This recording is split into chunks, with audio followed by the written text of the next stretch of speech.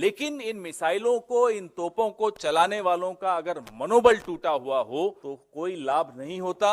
हम बार बार राहुल गांधी लगातार अग्निपथ स्कीम के विषय में क्यों बोल रहे हैं, क्यों बार बार वो अपनी चिंता जाहिर करते हैं? क्योंकि अग्निपथ योजना एक ऐसी योजना है जिन्होंने पिछले 70-75 साल में जो सरकारों ने सेना को एक रचना उसकी स्ट्रक्चर की थी। जंग जीती तो, लड़ी तो हथियारों से जाती है, लेकिन जीती हौसलों से जाती। आप हजारों करोड़ रुपए खर्च करके मिसाइल्स, तोपें खरीद लो, लेकिन इन मिसाइलों को, इन तोपों को चलाने वालों का अगर मनोबल टूटा हुआ हो तो कोई लाभ नहीं होता। हौसला बहुत बहुत जरूरी होता है किसी भी जंग को जीतने के लिए।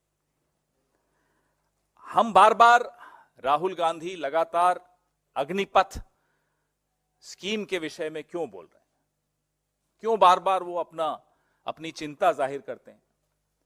क्योंकि अग्निपथ योजना एक ऐसी योजना है जिन्होंने पिछले 70-75 साल में जो सरकारों ने सेना को एक रचना उसकी स्ट्रक्चर की थी, उसको ये योजना छिन्न भिन्न कर रही है, बर्बाद कर रही है।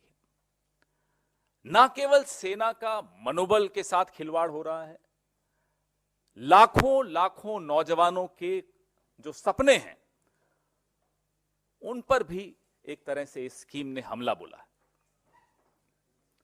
आप घर किराए पर ले सकते हो, गाड़ी किराए पर ले सकते हो, फर्नीचर भी किराए पर ले सकते हो, लेकिन फौज को आप किराए पर नहीं ले सकते, जवान को आप किराए पर नहीं ले सकते। अगर वो सीमा पर जाकर अपनी जान की बाजी लगाता है तो वो इसलिए नहीं लगाता कि उसको कोई तनख्वाह मिल रही है इसलिए वो तैयार है। उसके मन में एक आत्मविश्वास होता है कि मेरे बाद मेरे परिवार के साथ पूरा देश खड़ा है, सरकार खड़ी है, कोई खड़ा है। जो वो विश्वास है, ये अग्निपथ स्कीम उस विश्वास को खत्म कर रही है। तो सीमा पर खड़ा हुआ जवान, अगर उसके मन में ये विश्वास ही नहीं होगा कि मेरे बाद मेरे परिवार का क्या होगा, बताइए वो कैसे लड़ेगा?